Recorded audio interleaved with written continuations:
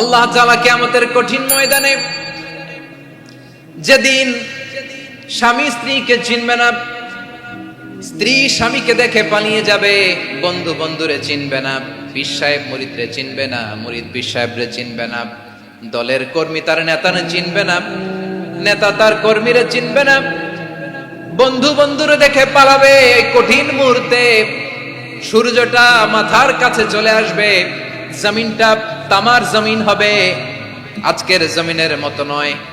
মানুষ ঘর্মাক্ত, ক্লান্ত, শ্রান্ত মাথার মগজগুলো কানের ছিদ্র আর নাকের ছিদ্র দিয়ে বেয়ে বেয়ে পড়বে। বিশ্বনবী ফরমান, ময়দানে 7 শ্রেণীর ব্যক্তিকে রব্বুল আলামিন তার আরশের নিচে ছায়া দিবেন। তার মধ্যে প্রথম শ্রেণীর ব্যক্তি হলো ইমামুন আদিল। ইমামুন আদিল, ন্যায়পরায়ণ শাসক, যে ইনসাফের সাথে বিচার করে, যে জাস্টিস সমাজে সার্ভ করে, যে সুশাসন নিশ্চিত করে, ওই ইমামুন আদিল। আদিল শব্দটা বুঝছেন না? ইন্নাল্লাহা ইয়া'মুরু বিল আদল, পাইছেন? আদিল। 7 শ্রেণীর ব্যক্তিকে আল্লাহ তাআলা সুশীতল আরশের নিচে ছায়া দিবেন, যেদিন তার দেয়া ছায়া ছাড়া কোনো ছায়া থাকবে না। এর প্রথম হচ্ছে ইমামুন আদিল, ন্যায়পরায়ণ শাসক। চিল্লায় বলেন সুবহানাল্লাহ। আবার বিশ্বনবী বললেন, ইন্নাল মুকসিতিনা ইনদাল্লাহি আলা মানাবিরা মিন নূর আন ইয়ামিনির রহমান। কিয়ামতের দিন যারা ন্যায়পরায়ণ হিসেবে আল্লাহর সামনে দাঁড়াবে, কিয়ামতের দিন রব্বুল আলামিন তার আরশের ডান দিকে ওই ন্যায়পরায়ণ লোকদের জন্য আরশের ডান দিকে একটা নূরের মিম্বারে তাদেরকে বসার সুযোগ করে দিবে। আল্লাহর আরশের ডান দিকে ন্যায়পরায়ণ লোকদের জন্য আল্লাহ তাআলা নূরের মিম্বার বানাবে। 4টেখানে কথা মনে করেছেন? আল আদাল, জাস্টিস। ইন্নাল্লাহা ইয়া'মুরু বিল আদল। আল্লাহ তাআলা এই আদালতের নির্দেশনা দেয়, সুবিচার, সুশাসন। প্রিয় ভাইয়েরা, এটা আমরা বাংলাদেশে চাই কি চাই না? এই যে অরাজকতা, এই যে অন্যায়, এই যে জুলুম, এই যে ইনকনসিস্টেন্সি, সমাজের অসঙ্গতি, এর প্রধান কারণ জাস্টিস নাই, সুবিচার নাই, সুশাসন নাই। শেষবারের মতো আওয়াজ করে বলেন তো, আমরা বাংলাদেশে আদল চাই কি চাই না? তাহলে প্রথম নির্দেশনা শেষ। আল্লাহ তাআলা তোমাদেরকে আদলের আদেশ দেন।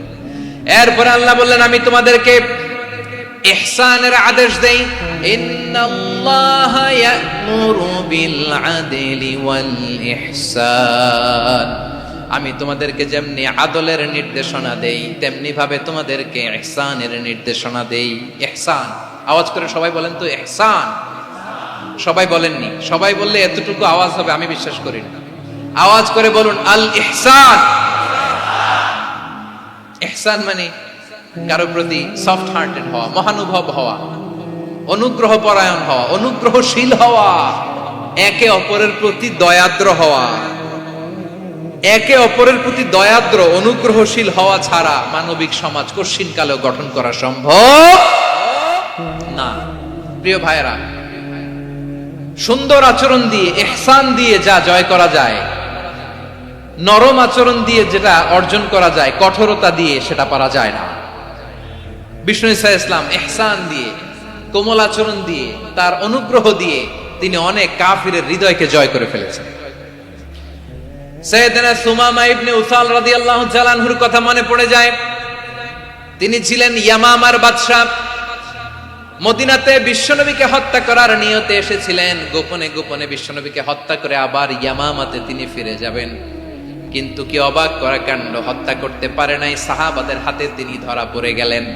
সাইয়েদনা সুমামা ইবনে উসাল রাদিয়াল্লাহু তাআলা আনহু হত্যার নিয়তে আসলেন, কিন্তু হত্যা করতে পারলেন না। সাহাবারা ওনাকে ধরে ফেললেন, ধরে মসজিদে নববীর পিলারের মধ্যে বেঁধে রাখলেন।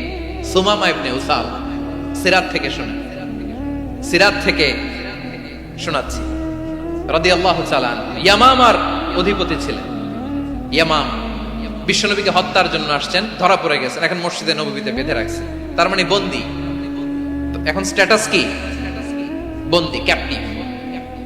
বিষ্ণু ঈসা ইসলাম সাহাবাদেরকে বললেন, তার খোঁজ খবর নিও, সুমামা ইবনে উসালের খোঁজ খবর নিও। সাহাবারা বলেন, ইয়া রাসূলুল্লাহ, আপনাকে হত্যা করতে এসেছে, তার তো কঠিন ক্যাপিটাল পানিশমেন্ট হওয়া দরকার, কঠিন শাস্তি হওয়া দরকার। বিশ্বনবী বললেন, না, আমি যেটা জানি তোমরা সেটা জানো না। তোমরা সুমামার সাথে ভালো আচরণ করো। বিশ্বনবী সুমামার কাছে গেলেন। প্রথম দিন যে তিনি কালেমার দাওয়াত দিলেন, ইমানের দাওয়াত দিলেন, ইসলামের দাওয়াত দিলেন, রিসালাতের দাওয়াত দিলেন, আখিরাতের দাওয়াত দিলেন। পরের দিন যে বিশ্বনবী সালাতের দাওয়াত দিলেন, যাকাতের দাওয়াত দিলেন, ইসলাম কি, কিভাবে, কেমন করে পালন করতে হয় চমৎকার আর্টিকুলেট করতে শুরু করলেন। তন্ময় হয়ে সুমামা ইবনে উসাল রাদিয়াল্লাহু তাআলা আনহু বিশ্বনবীর কথাগুলো শুনতে আরম্ভ করলো। একদিন নয়, 2 দিন নয়, টানা 3 দিন বিশ্বনবী সুমামার কাছে ইসলামকে প্রেজেন্ট করেছেন, উপস্থাপন করেছেন। আওয়াজ করে বলেন, কয় দিন? 3 দিন। 3 দিন মসজিদে নববীতে বাধা। আর সাহাবীদেরকে বললেন, তার খোঁজ খবর নিও, তোমরা যে রুটি বানাও এর মধ্যে সবচেয়ে ভালো আটার রুটিটা তারে দিও, সবচেয়ে রিফাইন্ড খেজুর, যেটা পিওর খেজুর, এটা তারে দিও। আর বিশ্বনবী নিজের উট থেকে দুধ দহন করে ওনার বাড়ির এক কর্মচারীকে বলেছেন, দুধ দহন করে সুমামার জন্য নিয়ে যে। সুবহানাল্লাহ পড়বেন না? সবাই তো অবাক, ইয়ামামা থেকে আসছে নবীকে হত্যা করতে, বিশ্বনবী দেখে তারে জামাই আদর করে, তাকে মজার মজার খাবার দিও, দুধ দিও, আদর আপ্যায়ন করো। একদিন নয়, 2 দিন নয়, টানা 3 দিন বিশ্বনবী এভাবে সুমামার কাছে যে ইসলামকে প্রেজেন্ট করতে আরম্ভ করলেন, ইসলামকে উপস্থাপন করতে শুরু করলেন। আর তাকে চমৎকার এন্টারটেইনমেন্ট, আপ্যায়ন দিতে আরম্ভ করলেন। টানা 3 দিন যখন ইসলামের দ্য বিউটিজ অফ ইসলাম, ইসলামের সুমহান বাণী, সৌন্দর্য তার কাছে উপস্থাপন শেষ, তাকে আপ্যায়ন শেষ, বিশ্বনবী বললেন সাহাবাদেরকে, যাও এবার সুমামার হাতের পায়ের রশি দুটো খুলে দাও। সাহাবারা বললেন, ইয়া রাসূলুল্লাহ, কি বলেন আপনি? ও তো হত্যাকারী, সুযোগ পায় নাই, আপনারে মারতে পারে নাই, ছেড়ে দিলে আবার ও আপনার উপর তলোয়ার নিয়ে ঝাঁপিয়ে পড়বে। নবী, এই সিদ্ধান্ত আপনি নিতে যাবেন না।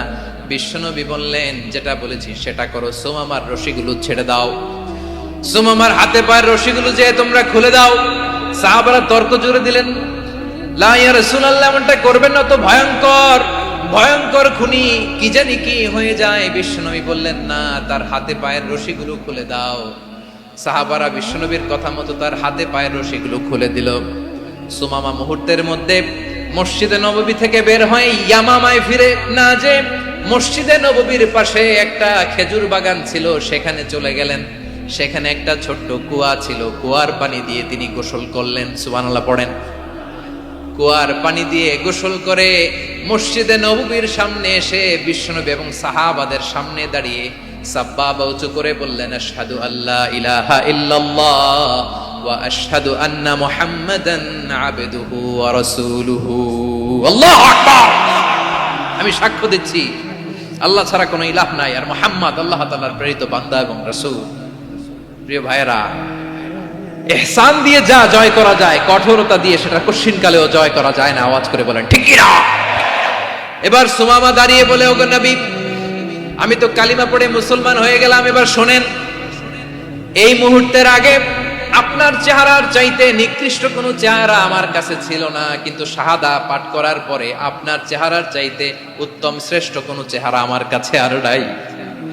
ও নবী, আজকের দিনের আগে ইসলাম ধর্মের চেয়ে নিকৃষ্ট অপছন্দনীয় কোনো ধর্ম আমার কাছে ছিল না, কিন্তু এই মুহূর্ত থেকে ইসলামের চেয়ে সেরা শ্রেষ্ঠ পছন্দনীয় কোনো ধর্ম আমার কাছে নাই। নবী গো, আজকের দিনের আগে মদিনার চাইতে অপছন্দনীয় নিকৃষ্ট কোনো শহর আমার কাছে ছিল না, কিন্তু এই মুহূর্তের পর থেকে মদিনার চাইতে কোনো শ্রেষ্ঠ শহর আমার জানা নাই। সে ছিল গমের বড় ডিলার, গম বেচত। কি বেচত? তার গম কিনে মক্কার লোকেরা রুটি খাইতো। সে ঘোষণা দিল, আজকে থেকে মক্কাবাসীদের জন্য সব গম আমি হারাম করে দিলাম, মক্কাবাসী এখন না খেয়ে মরে। সুবহানাল্লাহ পড়বেন না? মক্কাবাসী বিশ্বনবীর কাছে আসলেন, এসে বললেন, মুহাম্মদ, আমরা তো তোমার ভাই, তোমার চাচা, তোমার ভাতিজা, তোমার আত্মীয়, তুমি সুমামারে বলো সে যেন আবার গমের সাপ্লাই মক্কার জন্য অনুমতি দিয়ে দেয়। বিশ্বনবীর অনুমতি ক্রমে সুমামা আবার মক্কাতে গম পাঠাতে শুরু করলো। পড়েন সুবহানাল্লাহ। ইহসান, ইহসান দিয়ে আপনি যেটা জয় করতে পারবেন, you can win the heart of your enemies. ইহসান দিয়ে আপনি আপনার শত্রুর হৃদয়কে জয় করতে পারবেন। আওয়াজ করে বলেন, ঠিক কিনা?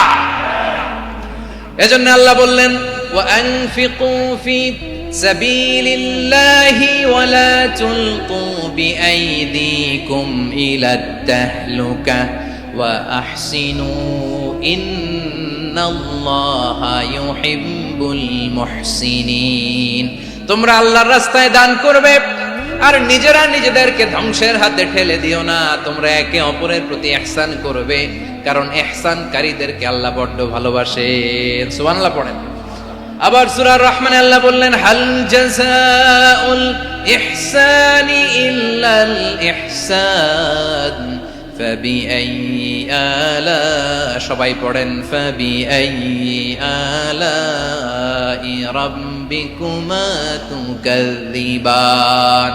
ইহসানের প্রতিদান হিসেবে ইহসানি হয়। বিশ্বনবী সুমামার প্রতি যেমন ইহসান করেছেন, সুমামাও ঠিক তেমন ইহসান ফিরিয়ে দিয়েছে। ঠিক কিনা বলেন? তাহলে এক নম্বরে হচ্ছে আদ, ন্যায় বিচার। দুই নম্বরে সবাই বলে ইহসান, সদাচরণ। ইহসান দুই ধরনের প্রিয় ভাইরা, ইহসান ফিল ইবাদা, ইহসান ফিল মুআমালা। ইহসান ফিল ইবাদা হচ্ছে একাগ্র অনুভবে ইবাদতে ডুব দেওয়া, এর নাম ইবাদতের ইহসান। সুবহানাল্লাহ পড়ুন। বিশ্বনবী বলেন ইহসান মানে কি জানো নাকি? হাদিসে জিবরিলে সাইয়েদনা জিবরিল আলাইহিস সালাম বিশ্বনবীকে বললেন, আখবিরনি আনিল ইহসান। নবী আমাদেরকে বলেন ইহসান মানে কি? বিশ্বনবী বললেন, আনতা আবুদাল্লাহা কাআন্নাকা তারাহু ফাইন লাম তাকুন তারাহু ফাইন্নাহু ইয়ারাক। ইহসান মানে হলো এমন ভাবে তুমি আল্লাহর সামনে নিজেকে উজাড় করে ইবাদত করবে, তুমি ভাববে তুমি আল্লাহকে দেখতে পাচ্ছ। আর এটা যদি ভাবা তোমার জন্য কঠিন হয়ে যায়, অন্তত এতটুকু তুমি ভাববা যে আল্লাহ তোমাকে দেখতে পাচ্ছেন। ঠিক কিনা বলেন? ও আমার বীর চট্টলার ভাইয়েরা, কেউ যেটা দেখে না সেটা দেখে কে? এই বিশ্বাস হৃদয়ের মধ্যে আছে? নামাজে যখন দাঁড়ান এই ফিলিংসটা আনা যাবে? হ্যাঁ, এশার সালাত তো এখনো হয় নাই না? আলোচনা শেষে এশার সালাত এখানে অনুষ্ঠিত হবে, তাই না? আচ্ছা বলুন তো, আমরা এশার সালাত পর্যন্ত বেঁচে থাকবো এই গ্যারান্টি আছে কার কার? হাত তোলেন। কয়েকজন হাত তুলছে পেছনে, না বুঝে তুলে ফেলছে। এশা পর্যন্ত যে আমরা হায়াত পাবো কোনো গ্যারান্টি আছে? সবাই আওয়াজ করে বলেন, গ্যারান্টি আছে? গ্যারান্টি নাই। এজন্য বিষ্ণু ইসলাম বলেছে, এমন ভাবে নামাজে দাঁড়াও, ইবাদত করো, মনে করো হতে পারে এটাই আমার জীবনের শেষ নামাজ। পারফর্ম দ্য সালাহ as if this is your last and final prayer. এমন ভাবে সালাতে দাঁড়াও, ভাবো হতে পারে এটাই তোমার জীবনের শেষ নামাজ। এমন ভাবে নামাজে দাঁড়াও, ভাবো এটাই শেষ নামাজ। তাহলে নামাজে একাগ্রতা বাড়ায় দিবে কে? ফলে ইবাদতের ইহসান আমাদের অর্জিত হবে। আর মুআমালাতে ইহসান হলো, বিশ্বনবী বলেন, ইন্নাল্লাহা তাবারাকা ওয়া তাআলা কাতাবাল ইহসানা আলা কুল্লি শাই, ফাইদা কাতালতুম ফাআহসিনুল কিতলা ওয়া ইযা যাবাহতুম ফাআহসিনুদ যাবহা ওয়ালিয়ুহিদ্দা আহাদুকুম শাফরাতাহু ওয়ালিয়ুরিহ যাবিহাতাহু। ইহসান দুই ধরনের। আওয়াজ করে বলতে হবে, কয় ধরনের? সবাই বলুন আওয়াজ করে, কয় ধরনের? একটা হচ্ছে ইহসান ফিল ইবাদা, ইবাদতে ইহসান। ইবাদতে ইহসান কি? একাগ্র অনুভব দিয়ে ইবাদত করা, মন প্রাণ দিয়ে ইবাদত করা। আর মুআমালাতে ইহসান কি? সব কাজে, দৈনন্দিন কাজে, কর্মে, সামাজিক অ্যাক্টিভিটিতে কোমলতা প্রদর্শন করা, অনুগ্রহের সাথে সবকিছু করা। আল্লাহ তাআলা ইন্নাল্লাহা তাবারাকা ওয়া তাআলা কাতাবাল ইহসানা আলা কুল্লি শাই, তিনি সব কিছুর ব্যাপারে ইহসানকে আবশ্যক করেছেন। সবকিছু, মুমিনের সব কাজে ইহসানের পরশ থাকবে। ওয়া ইযা কাতালতুম ফাহসিনুল কিতলা, বিষ্ণুই বলেন তুমি যখন কাউকে হত্যা করো ইহসানের সাথে করো। সুবহানাল্লাহ পড়বেন না? যখন হত্যা করো তখনও ইহসানের সাথে। আচ্ছা হত্যা করবো আবার ইহসান আসবে করতে করে, তো মেরেই ফেলবো আমি। আল্লাহ, ও ভাই একজন খুন করেছে, খুনি, রাষ্ট্রীয় আইনে তার শাস্তি হয়েছে ডেথ পেনাল্টি, মৃত্যুদণ্ড। এখন মৃত্যুদণ্ড দেখে আপনি যেমনি মন চায় তেমনি মারবেন লোকটারে? ওর নাক কেটে ফেলতে পারবেন? ওর কান কাটতে পারবেন? ওর চোখ উপড়ে ফেলতে পারবেন আপনি? যেমন মন চায় তার অঙ্গহানি করা যাবে না। ইহসানের সাথে তাকে হত্যা করবে। সুবহানাল্লাহ, this is Islam, this is the true essence of Islam. ওয়া ইযা যাবাহতুম ফাহসিনুয যাবহা, যখন জবাই করবে তখনও ইহসানের সাথে জবাই করো। করব জবাই, ওইখানেও নাকি ইহসান। আচ্ছা কুরবানির দিন আমরা পশুগুলোরে কি করি বলেন সবাই আওয়াজ করে? জবাই। জবাই মানে তো এটার মেরেই ফেলতেছি, একটু পরে তো টুকরো টুকরো করে গোশতগুলো খাবো, এটারে তো খাবো। এটা তো মেরেই ফেলবে। বিষ্ণু বলে না, জবের মধ্যেও মুমিনের জবের ভেতরেও ইহসানের পরশ থাকা চাই। যখন জবাই করবে প্রাণীটাকে হাত পা টাইট করে বেঁধে নাও, ছুরিটাকে শার্পেন করে নাও, ধারালো করে নাও, যাতে অল্প সময়ে জবাইটা হয়ে যায়, প্রাণীটা যাতে কম কষ্ট পায়। সুবহানাল্লাহ পড়ে। দিস ইজ কল্ড ইহসান। ইহসান আল্লাহ তাআলা যেমনি আদলের আদেশ করেছেন, ন্যায় বিচার জাস্টিস এনশিওর করতে বলেছেন, সমাজে ইহসানের ব্যবহার, ইহসানের অনুশীলন তিনি করতে বলেছেন। এজন্য মুমিনের প্রতিটি কাজে, আমার চট্টগ্রামের ভাইয়েরা আমার দিকে তাকান, খেয়াল করে শুনুন, মুমিন জীবনের প্রতিটি কাজে ইহসানের পরশ থাকা চাই। আমরা যেন আমাদের পরিবারের প্রতি ইহসান করি, আমরা যেন আমাদের কর্মচারীদের প্রতি ইহসান করি, আমরা যেন আমাদের কলিগদের প্রতি ইহসান করি, আমরা যেন আমাদের ভাইদের প্রতি ইহসান করি। মুমিন জীবনের প্রতি কাজে ইহসানের পরশ থাকার দরকার আছে না নাই? কথা বুঝতে পেরেছেন? তাহলে আল্লাহ তাআলার তিনটা আদেশ ছিল, কয়টা গেল? ভুলে গেছে, ভুলে গেছে চট্টগ্রাম। তিনটা আদেশের মধ্যে কয়টা বললাম? প্রথমে কি ছিল? আদল। দুই নম্বরে, তিন নম্বরে রব্বুল আলামিন বললেন ওয়া ইতাইদিল কুরবা, নিকটাত্মীয়দেরকে দান করো, নিকট আত্মীয়দেরকে দাও, যারা তোমাদের ব্লাড কানেকশনের আত্মীয় তাদেরকে তোমরা দাও। এখানে জেনারেলি বললেন দাও, কি দিব সেটা তিনি এখানে বলেন নাই, সেটা তিনি সূরাতুল ইসরার মধ্যে বলেছেন। আল্লাহ বলেন ওয়া আতিদাল কুরবা হাক্কাহ, নিকট আত্মীয়দেরকে তাদের অধিকার, তাদের প্রাপ্য তোমরা বুঝিয়ে দাও। দেখেন, একটা শান্তির সমাজ, একটা সমৃদ্ধ সমাজ, একটা মানবিক সমাজ গঠনের জন্য আল্লাহ তাআলা বেশি না, মাত্র তিনটা অর্ডার, তিনটা ভার্ডিক্ট তিনি জারি করেছেন। এক নাম্বার সুশাসন, ন্যায় বিচার। দুই নাম্বার ইহসান। তিন নাম্বার নিকটাত্মীয়, যারা কাছের, তোমার ভেরি ক্লোজ রিলেশনশিপে আছে, তাদেরকে দাও। দাও, দিলে বাড়িয়ে দেয় কে? অনেকে দিতে চায় না, কৃপণতা করে। দিলে বাড়ায় দেয় কে? ও মিয়া, মদিনার মধ্যে সবচাইতে গরিব সাহাবী ছিল বেলাল রাদিয়াল্লাহু তাআলা আনহু। ওনার এন্টায়ার অ্যাসেট, সম্পদের পরিমাণ কতদূর জানেন? একটা লুঙ্গি। বেলাল রাদিয়াল্লাহু তাআলা আনহু, ওনার টোটাল ওয়েলথের এস্টিমেশন হচ্ছে মাত্র একটা লুঙ্গি। একটা লুঙ্গি, টোটাল ওয়েলথ এস্টিমেশন, টোটাল সম্পদের পরিমাণ বেলাল রাদিয়াল্লাহু তাআলা আনহুর কি ছিল? কথা বোঝে নাই বোধহয়। কি ছিল? ওই বেলাল রাদিয়াল্লাহু তাআলা আনহুকে বিষ্ণু ইসলাম বলেছেন আনফিক ইয়া বেলাল, ও বেলাল তুমিও দাও। ওয়ালা তাখশা মিন যিল আরশি ইখলালা, আরশের অধিপতির তো কোনো ঘাটতি নাই, তুমি দিলে ওই আল্লাহ তোমারে বাড়ায় দিবে। এজন্য আমার প্রিয় ভাইয়েরা, দিলে কমে না, দিলে বাড়ে। অনেকে ধরে রাখে, নতুন কিছু নিতে পারে না, হাত দিয়ে যেটা ধরে রেখেছেন এটা দিয়ে দেন, বড় একটা ধরার সুযোগ পাবেন। জোরে বলেন ঠিক কিনা? ধরেন 5 কেজি ওজনের একটা ধরে রাখছেন, এখন 10, এটা না ছাড়লে 10 কেজি ধরতে পারবেন আপনি? আচ্ছা, 10 কেজির জিনিস একটা আছে হাতে, ওইটা যদি ছেড়ে দেন তাহলেই না 15 কেজি ধরতে পারবেন। কথা বলেন ঠিক কিনা?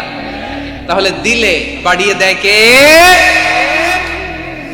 রব্বুল আলামিন বললেন 3 নাম্বার আদেশ হলো তোমাদের প্রতি সমাজটারে কেমন করে মানবিক সমাজ, সুন্দর সমাজ গড়বা। 3 নাম্বার আদেশ হলো ওয়া আতিদাল কুরবা হাক্কা, নিকটাত্মীয়দেরকে তাদের প্রাপ্য বুঝিয়ে দাও। এই নিকটাত্মীয়দেরকে তাদের অধিকার বুঝিয়ে দেওয়া, প্রাপ্য বুঝিয়ে দেওয়াতে আমাদের গাফলতি আছে না নাই? চট্টগ্রামে নাই? মাশাআল্লাহ আছে, আছে। অনেকে দেখবেন অনেক আল্লাহওয়ালা তাহাজ্জুদ গুজার, সেজদা দিতে দিতে কপালে কালো দাগ ফেলে দিছে, সে তার বোনের হকটা আদায় করে নাই। আছে না নাই? হ্যাঁ, এখানেও আছে। সর্বনাশ। অনেক বড় হাজী সাহেব, বিশাল লম্বা দাড়ি, ছেলেরে সব দিয়ে দিছে, মেয়েরে কিছু দেয় নাই, মেয়ের হক আদায় করে নাই। আছে না নাই? এই হাজী সাহেবেরা, এই আল্লাহওয়ালারা কিয়ামতের ময়দানে আটকে যাবে। আপনি অন্যের অধিকার নষ্ট করেছেন, তাদের রাইটস কে ভায়োলেট করেছেন। এজন্য আল্লাহ তাআলা বলেন, কারো অধিকার যদি কেউ নষ্ট করে, ওই সমাজটা মানবিক সমাজ কঠিনকালেও হতে পারে না। এজন্য 3 নম্বর আল্লাহ বললেন ওয়া ইতাইদিল কুরবা, নিকটাত্মীয়দেরকে দাও।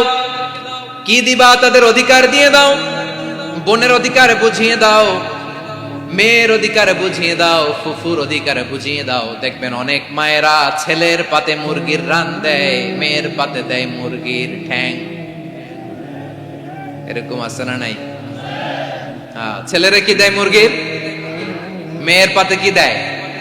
তো মেয়ের কি মুরগির রান খেতে মনে চায় না? মনে চায় না?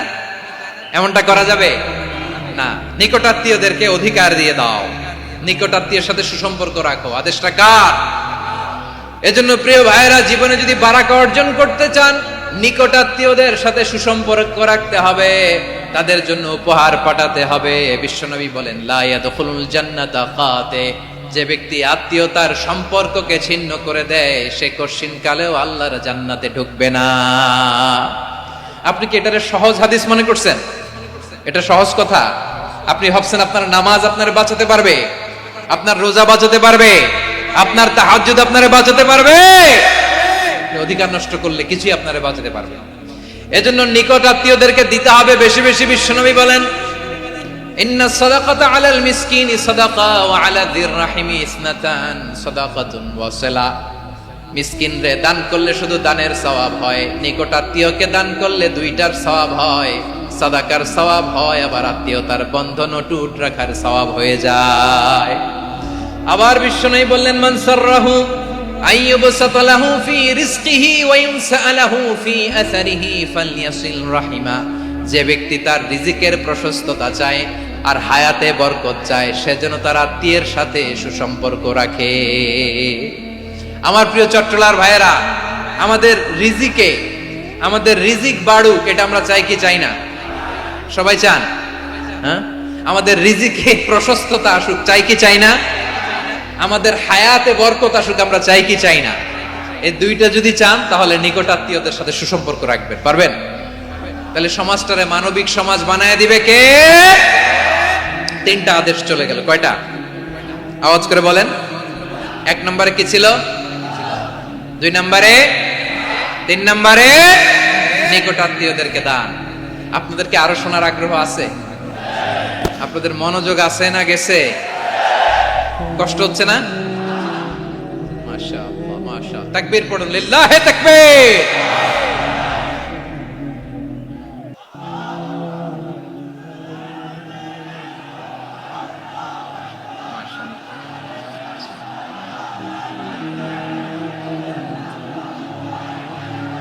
আমার প্রিয় ভাইয়েরা, আল্লাহ তাআলা তিনটা জিনিসের যেমনি আদেশ করেছেন, অনুরূপ ভাবে তিনটা বিষয় তিনি বারণ করেছেন, নিষেধ করেছেন। ওগুলোর কাছেও যাওয়া যাবে। শুনবেন।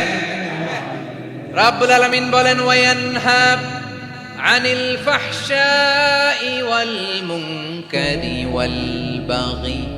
আমি যেমনি তিনটি বিষয়ে আদেশ করলাম, অনুরূপ ভাবে তিনটি বিষয়ে বারণ করলাম, নিষেধ করলাম। আমার 1 নাম্বার নিষেধাজ্ঞা হলো অশ্লীলতার প্রতি। ফাহশা, ওয়ায়ানহা আনিল ফাহশা।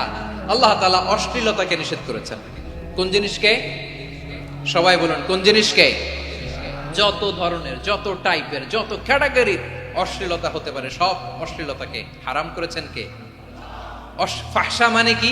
কথায়, কাজে, আচরণে, কমেন্ট, ফেসবুকের কমেন্টসে যত ধরনের নোংরামো আছে, যত ধরনের অশ্লীলতা আছে, এটাকে আরবিতে বলে ফাহশা। এটাকে কি বলে? রাব্বুল আলামিন বলেন, কুল ইন্নামা হারামা রাব্বিয়াল ফাওয়াহিশা মা যাহারা মিনহা ওয়া মা বাতান।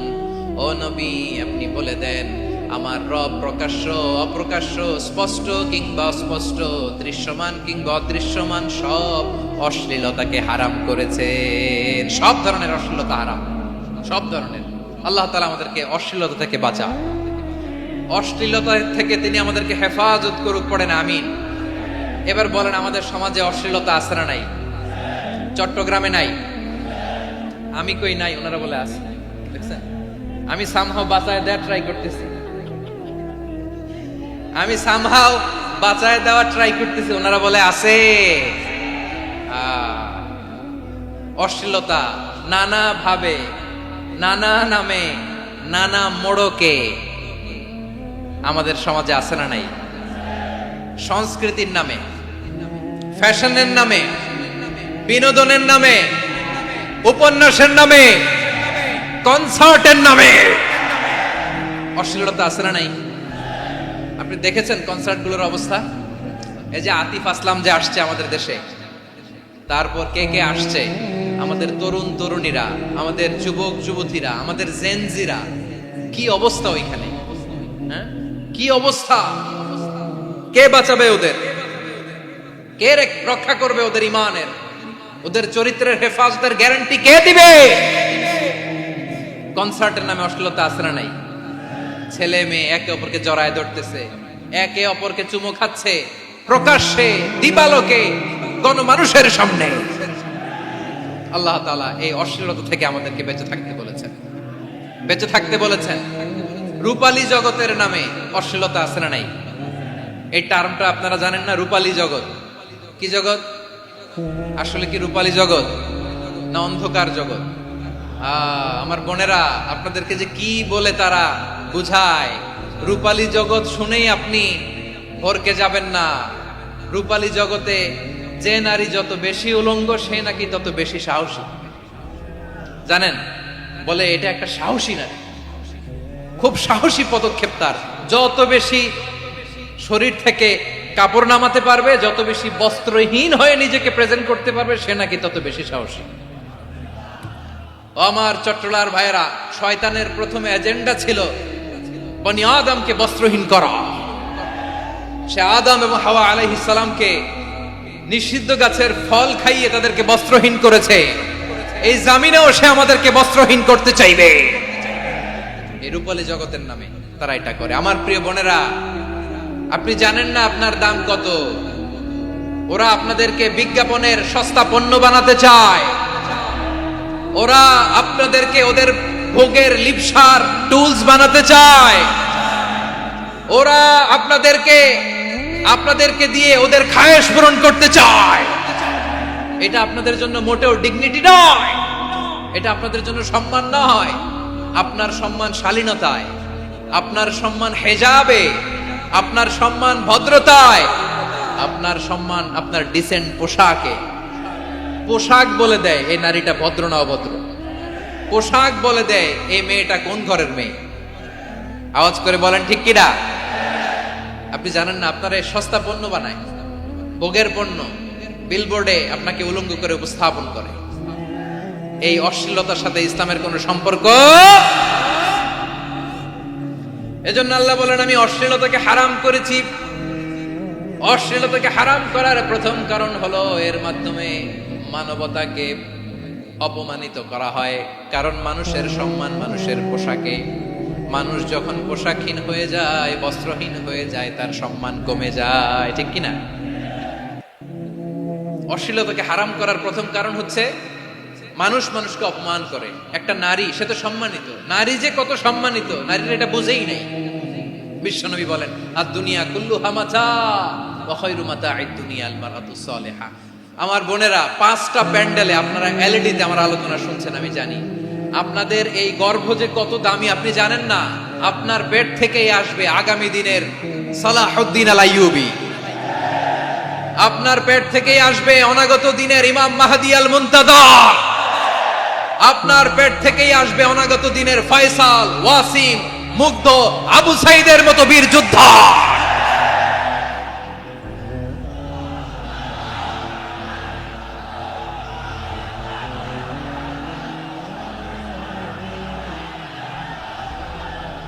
আমার প্রিয় বোনেরা, আমার প্রিয় বোনেরা, বিশ্বনবীর কথার ওজন খেয়াল করেন। আর দুনিয়া কুল্লুহা মাতা ওয়া খায়রু মাতা'আদ দুনিয়াল মারআতুস সালিহা। দুনিয়ার সবকিছুই অ্যাসেট, এর মধ্যে সবচেয়ে দামি অ্যাসেট নেককার নারী।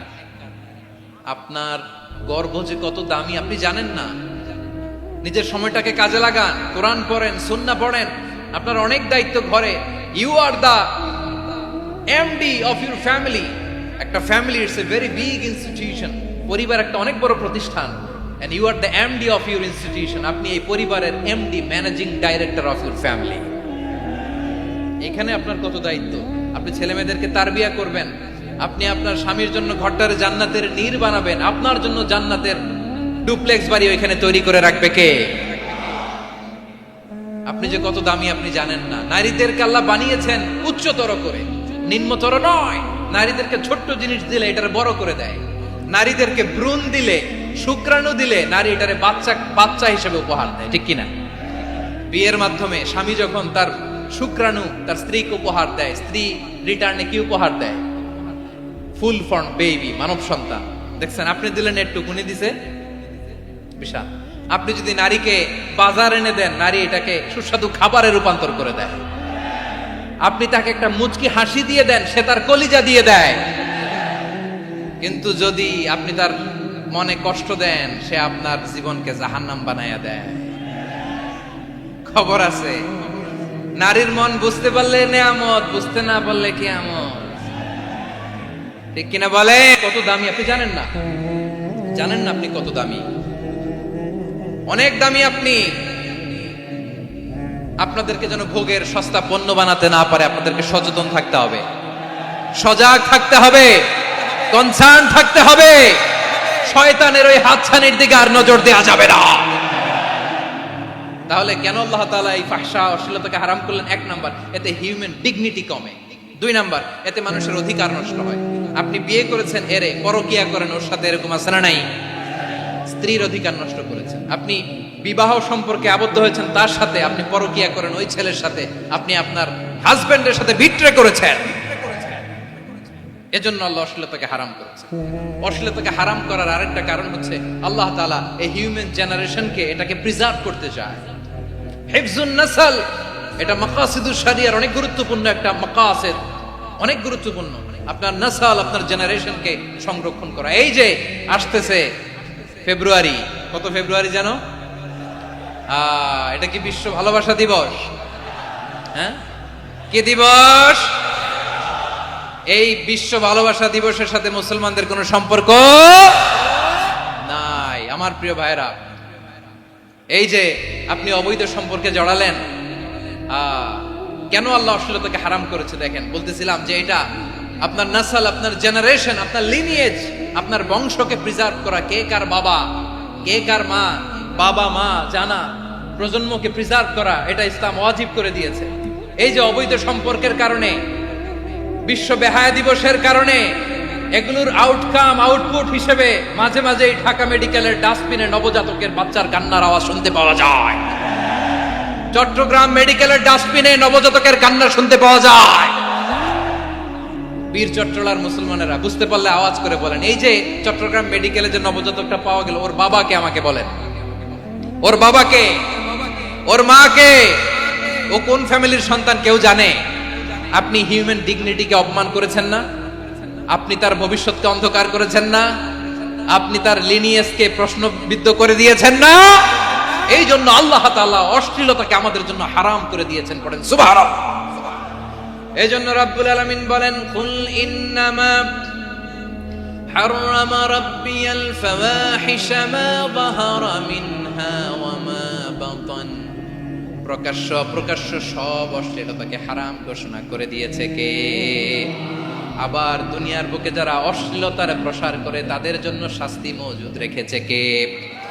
রাব্বুল আলামিন বলেন, ইন্নাল্লাযীনা ইউহিব্বুনা আন তাশিআল ফাহিশাতু ফিল্লাযীনা আমানু লাহুম আযাবুন আলীমুন ফিদ দুনিয়া ওয়াল আখিরাতি ওয়াল্লাহু ইয়ালামু ওয়া আনতুম লা তা'লামুন। নিশ্চয়ই যারা বিশ্বাসীদের মাঝে অশ্লীলতার প্রচার প্রসার করতে চায় তাদের জন্য আমি মর্মন্তুদ শাস্তি প্রস্তুত করে রেখেছি, দুনিয়াতেও রেখেছি, আখিরাতেও রেখেছি। ঘোষণাটা কার? যারা এই নাটকের নামে, সিনেমার নামে, রূপালী জগতের নামে, মুভির নামে, ওটিটি প্ল্যাটফর্মের নামে আমার সমাজে অশ্লীলতা ছড়াতে চায়, তাদের জন্য কঠিন মর্মন্তুদ শাস্তি মজুদ রেখে দিয়েছে কে? ও আমার বোনেরা, এখনো আপনি জাগবেন না? এখনো আপনার চিন্তার দুয়ারে এখনো নাড়া পড়ে নাই? ওরা আপনাকে উলঙ্গ বানাতে চায়, ওরা আপনাকে আইটেম গার্ল বানাতে চায়।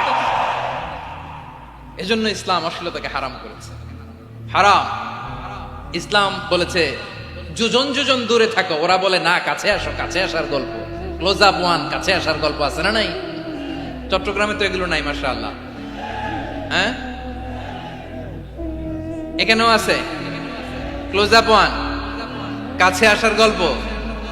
আল্লাহ বলেন ওয়ালা তাকরাবুজ জিনা, কাছেও এসো না, জিনা থেকে যোজন যোজন কিলো দূরে থাকো, ওরা বলে কাছে আসার গল্প।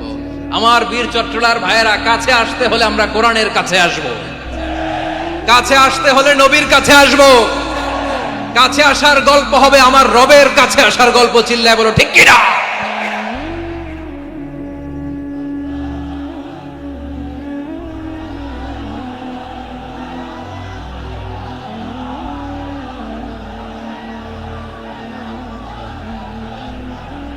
বসুন বসুন আমার ভাইয়েরা।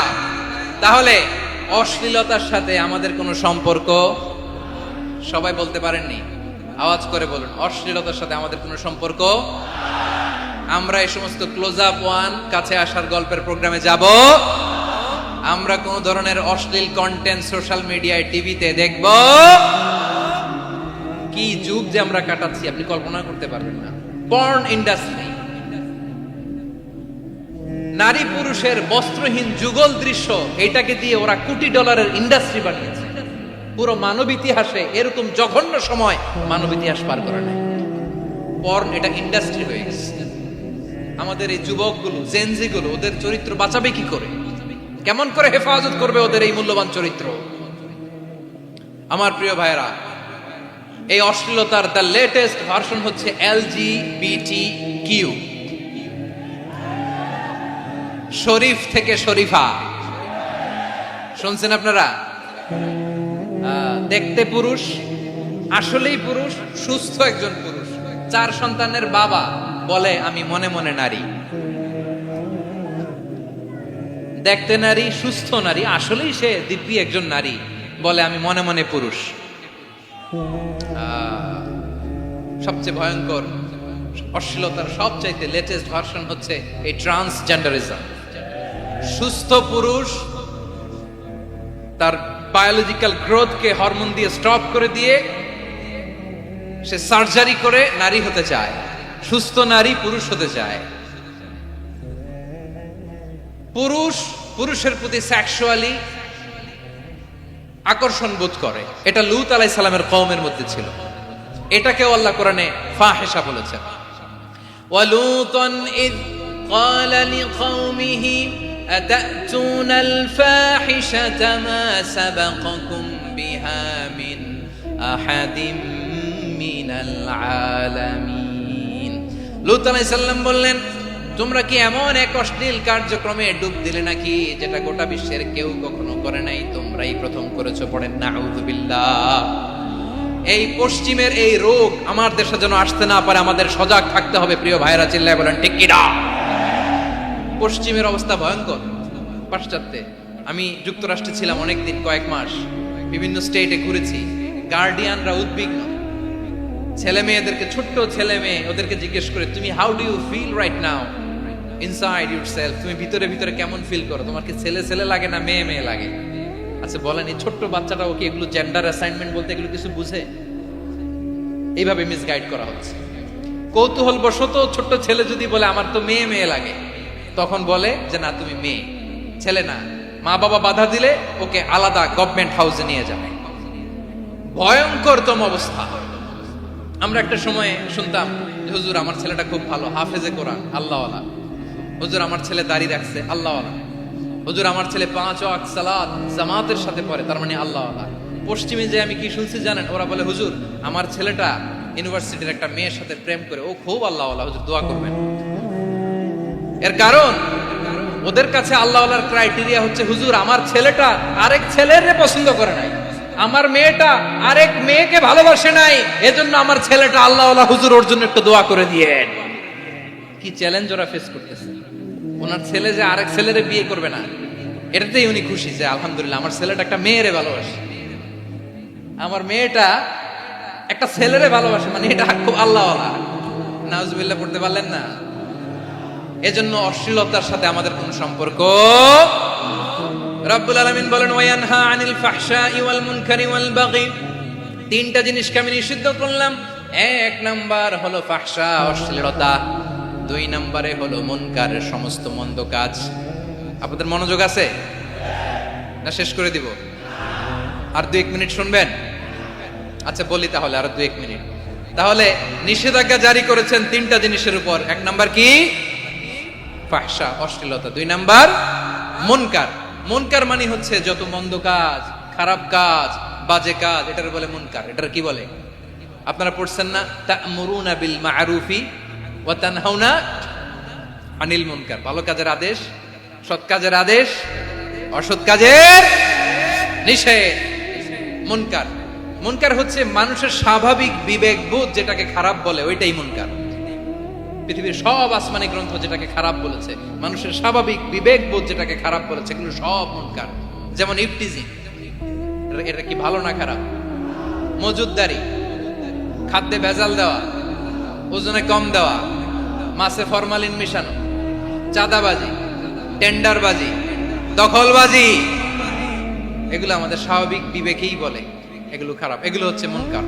আল্লাহ তাআলা এই মুনকার থেকে আমাদেরকে বেঁচে থাকতে বলেন, আর শয়তান এই মুনকারের প্রতি আমাদেরকে উদ্বুদ্ধ করে।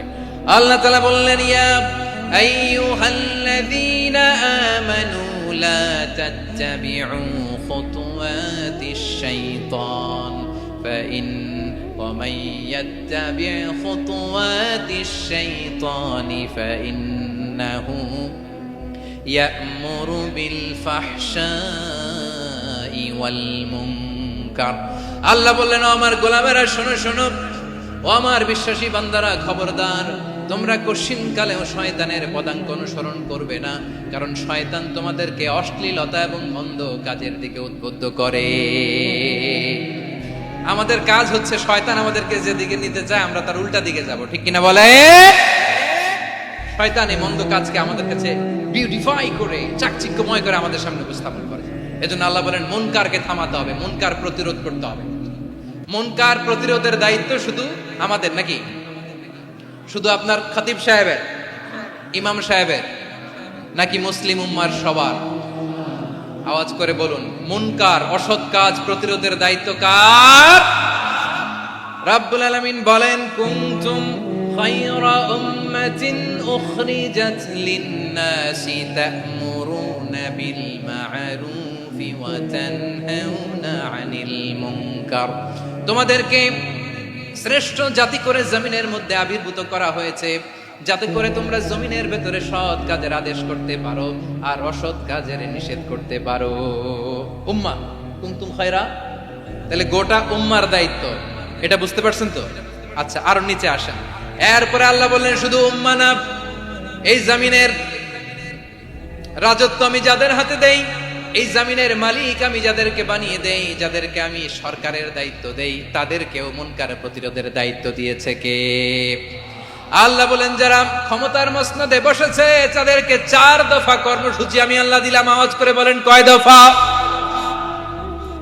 আল্লাহ বলেন, আল্লাযীনা ইম্মাক্কান্নাহুম ফিল আরদি আকামুস সালাতা ওয়া আতাউজ যাকাতা ওয়া আমারু বিল মা'রুফি ওয়া নাহাউ আনিল মুনকার ওয়া লিল্লাহি আকিবাতুল উমুর। যারা এই জমিনের উত্তরাধিকার হয়েছে তারা 4 দফা কর্মসূচি নিয়ে সামনে আগাবা। সালাত কায়েম করবা, যাকাত আদায় করবা, সৎ কাজের আদেশ দিবা, অসৎ কাজ থেকে মুনকার প্রতিরোধ করবা। আদেশটা কার? আমার প্রিয় চট্টলার ভাইরা, পুরো উম্মার দায়িত্ব মুনকার প্রতিরোধ করা, সরকার প্রধানের দায়িত্ব মুনকার প্রতিরোধ করা। এরপর আল্লাহ বলেন, প্রতিটা ফ্যামিলির যিনি প্রধান সিইও বাবা, প্রত্যেক বাবারও দায়িত্ব এই মুনকার প্রতিরোধ করা। আওয়াজ করে বলেন, ঠিক কিনা?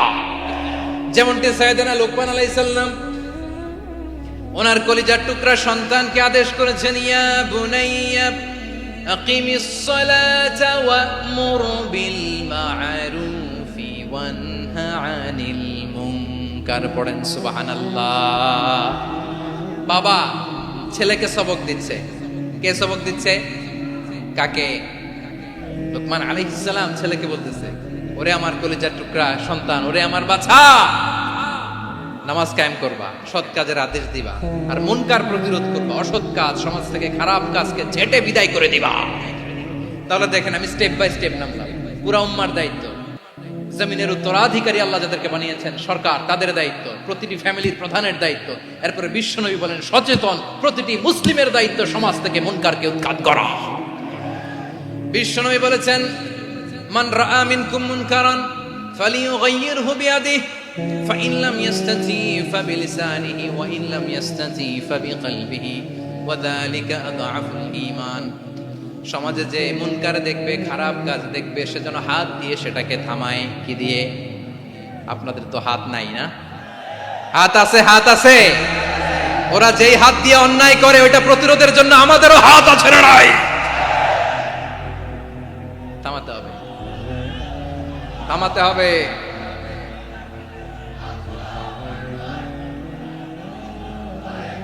বসুন আমার প্রিয় ভাইয়েরা, ওরা ওদের যে হাত দিয়ে টেন্ডারবাজি করে, চাঁদাবাজি করে, ইফটিজিং করে, দখলবাজি করে, যে হাত দিয়ে, ওই মুনকার থামায় দেওয়ার জন্য আল্লাহর দেয়া আমাদেরও দুটি হাত আছে না নাই? আমাদেরও হাত আছে, থামাইতে হবে, থামাইতে হবে, হিম্মত করতে হবে।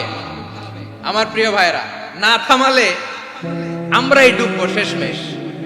আমাদের বাঁচার জন্য হলেও থামাইতে হবে। রব্বুল আলামিন বলেন ওয়াত্তাকু ফিতনাতাল লা তুসিবান্নাল্লাযীনা যালামু মিনকুম খাসসা। ও আমার গোলামেরা, ওই আযাবকে ভয় করো যে আযাব যখন আমি জমিনের বুকে পাঠাই শুধু জালেমদেরকেই মারি না, আলেমদেরকেও মারি। আযাব যখন আসে তখন শুধু জালিমই মরে না, আলেমও মরে। জানেন মুসা আলাইহিস সালামের পায়ে একবার একটা লাল পোকা কামড় দিয়েছে, লাল পিঁপড়া।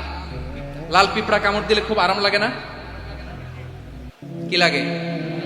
হ্যাঁ, জলে না? লাল একটা পিঁপড়া কামড় দিছে, তো উনি রেগে মেগে পাশি দেখে লাল পিঁপড়ার বাসা, পা দিয়ে ডলে মুছে সবগুলো পিঁপড়া মেরে ফেলছে। এই ঘটনাটা আল্লাহ ঘটিয়েছেন। এজন্য মুসা আলাইহিস সালাম ছিলেন কালিমুল্লাহ, সরাসরি আল্লাহর সাথে কথা বলতেন। তিনি আল্লাহকে জিজ্ঞেস করেছিলেন, আল্লাহ তুমি যখন কোন জনপদে আযাব পাঠাও, শাস্তি দাও, ওখানকার শুধু জালেমরাই তো মরে না, ভালো মানুষগুলাও মরে, তো আযাব দিবা মুশরিকদের উপর দিবা, অবাধ্যদের উপর দিবা, ভালো মানুষগুলারে মারো কেন? আল্লাহ বললেন, মুসা তোমার যে কামড় দিছিল পায়ের মধ্যে পিঁপড়া, কয়টা পিঁপড়া? জোরে বলেন। একটা পিঁপড়া, তো সবগুলারে মারলা কেন? রেগে মেগে পুরো পিঁপড়ার বাসা ভেঙে ম্যাসাকার করলা কেন?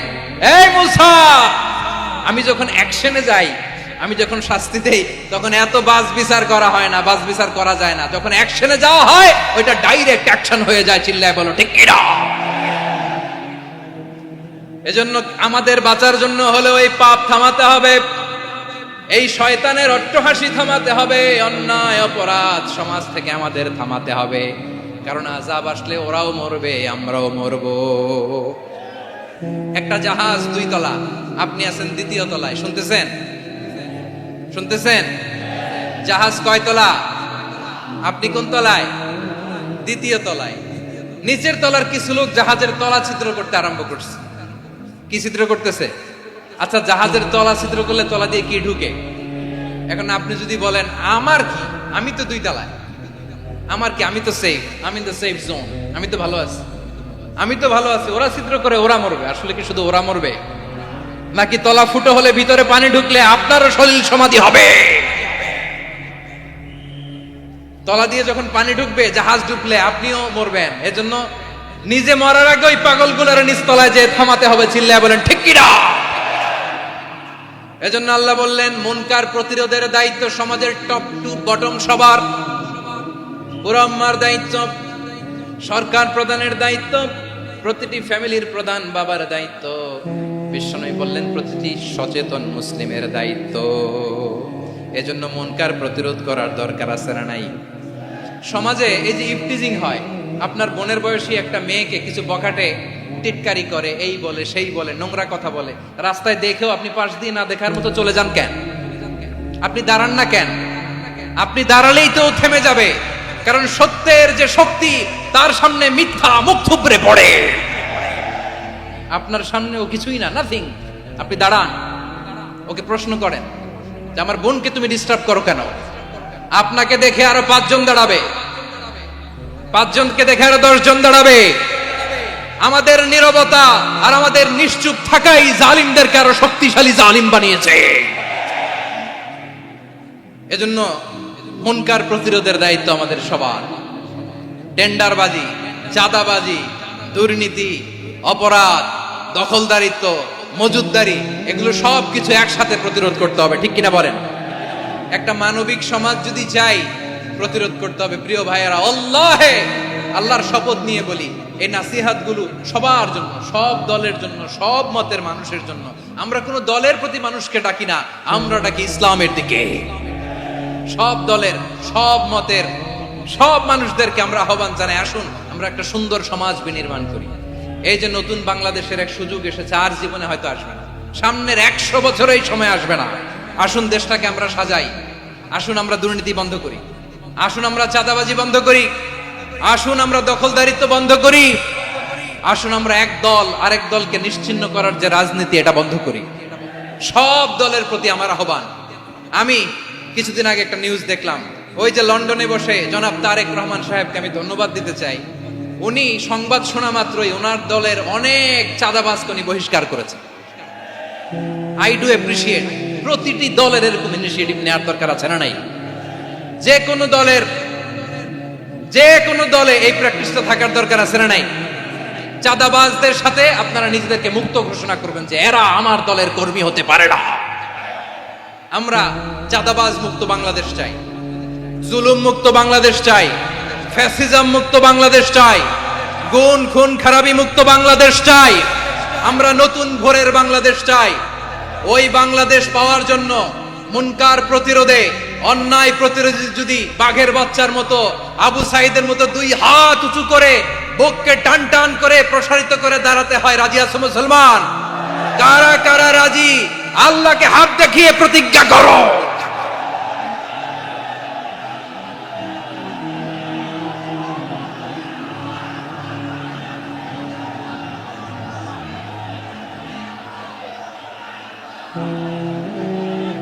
আমার প্রিয় ভাইয়েরা, বসুন বসুন আমার ভাইয়েরা। রাব্বুল আলামিন বলেন, ওয়ায়ানহা আনিল ফাহশাই ওয়াল মুনকারি ওয়াল বাগি ইয়াইদুকুম লাআল্লাকুম তাযাক্কারুন। বসুন। আল্লাহ বললেন, আমি অশ্লীলতাকে নিষেধ করি, আমি সব ধরনের মন্দ কাজকে নিষিদ্ধ করি, সব শেষে আমি সীমা লঙ্ঘনকে তোমাদের জন্য নিষিদ্ধ করি। আলোচনা মনে আছে তো, না ভুলে গেছেন? নিষিদ্ধ করেছেন কয়টা জিনিস? 1 নম্বরে অশ্লীলতা, 2 নম্বরে মুনকার তথা সব মন্দ কাজ, 3 নম্বরে আল বাগি, সীমা লঙ্ঘন, ক্রসিং দ্য লিমিট। সীমা লঙ্ঘন করা ভালো না। We all should know our limits. চিল্লায় বলেন ঠিক কিনা?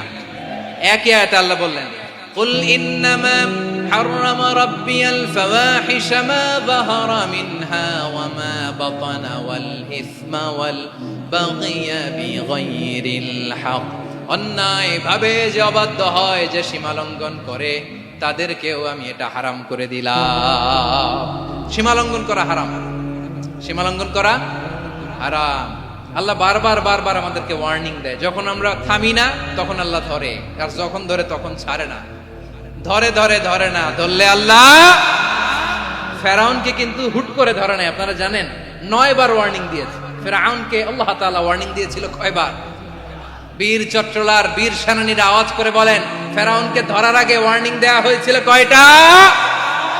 রাব্বুল আলামিন বলেন, ওয়ালাকাদ আতাইনা মূসা 9 আয়াতিন বাইয়িনাত। 9টা মুজিজা দেখিয়েছি। 1 2 3 বারবার এইভাবে রিমাইন্ডার, ওইভাবে রিমাইন্ডার, এইভাবে নাসিহাত, ওইভাবে দাওয়া। ফাকুলা লাহু কাওলান লাইকিনা, নরম করে বলো, সফট করে বলো, যত ওয়ে হতে পারে দাওয়া মেথডোলজি। মূসা আলাইহিস সালামের সব অ্যাপ্লাই শেষ। 10ম বারে যে আল্লাহ ধরছে, 10ম বারে যে ধরেছে। এজন্য আল্লাহ বলেন, আমি সীমা লঙ্ঘনকে পছন্দ করি না। কোরআনের অন্য আয়াতে বাগীকে বলা হয়েছে আল ইতিদা, সীমা লঙ্ঘন যারা করে তাদেরকে আল্লাহ বলেছেন মু'তাদিন। وقاتلوا في سبيل الله الذين يقاتلونكم ولا تعتدوا إن الله لا يحب المعتدين। আমি সীমা লঙ্ঘনকারীদেরকে কোশ্চিন কালেও পছন্দ করি না। আমরা যেন সীমা লঙ্ঘন না করি, রাজি আছেন তো? যে কোনো ক্ষেত্রে ইবাদতে যেন সীমা লঙ্ঘন না করি। অনেকে আমরা ইবাদতে সীমা লঙ্ঘন করে ফেলি। বিশ্বনবী সাল্লাল্লাহু আলাইহি ওয়াসাল্লাম যেটা শিখিয়েছেন এর বাইরে যে অতিরিক্ত বুজুর্গ হতে চায় এরকম আছে না নাই? করা যাবে না, কোনো ক্ষেত্রেই সীমা লঙ্ঘন করা যাবে, এমনকি যুদ্ধ ক্ষেত্রেও না। বিশ্বনবী সাল্লাল্লাহু আলাইহি ওয়াসাল্লাম বলেন খবরদার যুদ্ধ ক্ষেত্রেও সীমা লঙ্ঘন করো না। কি সুন্দর ইসলাম আমরা পেয়েছি। বিশ্বনবী বলেন খবরদার যুদ্ধের ময়দানে কোনো নারীর গায়ে হাত তোলো না, কোনো শিশুর গায়ে হাত তোলো না, কোনো গবাদি পশু হত্যা করো না, কোনো শস্য ক্ষেত্র ধ্বংস করো না, ইবাদতরত অন্য ধর্মের কোনো সন্ন্যাসীর গায়ে হাত তোলো না। বলেন সুবহানাল্লাহ। তাহলে আমরা সীমা লঙ্ঘন করতে পারবো? প্রিয় ভাইরা, একটা সুখী সমৃদ্ধ শান্তির সমাজ, মানবিক সমাজ যদি আমরা গঠন করতে চাই, আমাদের আল্লাহর দেয়া কয়টা আদেশ মানতে হবে বলেন দেখি? সবাই বলেন কয়টা? আর বেঁচে থাকতে হবে কয়টা জিনিস থেকে? আওয়াজ করে বলেন কয়টা? আচ্ছা, আদেশ নাম্বার 1 কি ছিল বলেন? আল্লাহর আদেশ কি? 1 নাম্বার আদাল, ন্যায়পরায়ণতা। আমরা সুবিচার, সুশাসন, ন্যায় বিচার চাই কি চাই না? 2 নম্বরে কি ছিল? মাশাআল্লাহ, আওয়াজ করে বলেন 2 নম্বরে কি ছিল? ইহসান। আমরা যেন সবার প্রতি দয়া পরবশ হই, ইহসান করি। 3 নম্বরে কি ছিল? নিকটাত্মীয়দের দান করা, তাদের অধিকার প্রাপ্য বুঝিয়ে দেওয়া। পাশাপাশি 3টা জিনিস থেকে আল্লাহ বারণ করেছেন, নিষেধ করেছেন। তার প্রথমটা ফাহশা, অশ্লীলতা। অশ্লীলতার সাথে আমাদের কোনো সম্পর্ক। আজকের এই ঐতিহাসিক চট্টগ্রামের প্যারেড ময়দান থেকে আমরা যত ধরনের মা তাহারা মিনহা মা বাতান, প্রকাশ্য অপ্রকাশ্য, দৃশ্যমান অদৃশ্যমান, সব অশ্লীলতা থেকে নিজেদেরকে মুক্ত ঘোষণা করলাম। অশ্লীলতাকে আমরা না বলে দিলাম। আওয়াজ করে সবাই বলুন নো। অশ্লীলতার সাথে আমাদের কোনো সম্পর্ক। 2 নম্বর নিষেধাজ্ঞা কি ছিল? আল মুনকার, সমাজের যত মন্দ কাজ এগুলোকে আমরা প্রতিরোধ করব। রাজি আছেন তো সবাই? 3 নম্বরে আল বাগি, সীমালঙ্ঘন। কোন মুসলিম সীমালঙ্ঘন করে না, এমনকি যুদ্ধ ক্ষেত্রেও না। আওয়াজ করে বলেন ঠিক কি না? রব্বুল আলামিন শেষে বললেন ইয়াইদুকুম লাআল্লাকুম তাযাক্কারুন। আল্লাহ তোমাদেরকে উপদেশ দেন যাতে তোমরা শিক্ষা গ্রহণ করো। আমরা উপদেশ দেব, আমরা জোর করে কাউরে কিছু মানাতে চাই না। লা ইকরাহা ফিদ্দিন ওয়া যাক্কির ফা ইন্না যিকরা তানফাউল মুমিনিন। উপদেশ দিলে এটা মুমিনদের কাজে দেয়। লাস্তা আলাইহিম বিমুসাইতির ইন্নামা আনতা মুযাক্কির। নবী হে, আপনি রিমাইন্ডার দাতা, আপনি উপদেশ দিবেন। আমরাও বিশ্বনবীর এই হাদিসগুলো থেকে, কোরআনের আয়াত থেকে রিমাইন্ডার, এই কথামালা বাণীবাহক হিসেবে এই বাণীগুলো আপনাদের সাথে কাছে পৌঁছে দিলাম। আমরা আল্লাহ তাআলার কাছে প্রার্থনা করি, আল্লাহ আমরা যেন আদল দিয়ে আমাদের সমাজকে গঠন করতে পারি। আল্লাহ আমরা যেন ইহসান করতে পারি, আমরা যেন নিকটাত্মীয়দের দান করতে পারি। আল্লাহ যত ধরনের অশ্লীলতা, অনাচার, মন্দ কাজ, সীমালঙ্ঘন, অবাধ্যতা থেকে যেন আমরা বেঁচে থাকতে পারি। আল্লাহ তাআলা আমাদের সবাইকে কথাগুলো বোঝার ও আমল করার তৌফিক দান করুন। হাযা মা ইনদি ওয়াল ইলমু ইনদাল্লাহ আলাইহি তাওয়াক্কালতু ওয়া ইলাইহি উনীব। প্রিয় ভাইরা, আমি আপনাদের সবার জন্য দোয়া করি, আপনারাও আমার জন্য দোয়া রাখবেন। আমাদের পাশেই আছেন আমাদের সকলের শ্রদ্ধাভাজন, আমাদের মুরব্বী আওলাদে রাসূল আনোয়ার হোসেন তাহের জাবির আল মাদানী হাফিজাহুল্লাহ ওয়া রাআ। সবাই বসুন। উঠবেন না? কেউ উঠবেন না? উঠলেন কেন? উঠলেন কেন? প্যারেড ময়দানের প্রোগ্রাম তো এরকম হইতে পারবে না। বসুন। এটা আল্লামা সাঈদীর স্মৃতি বিজড়িত মাহফিল। বসুন, বসুন। এই মাহফিলের আদব আছে। বসুন, বসুন। সুশৃঙ্খল ভাবে আমরা আখির মোনাজাতে অংশগ্রহণ করব।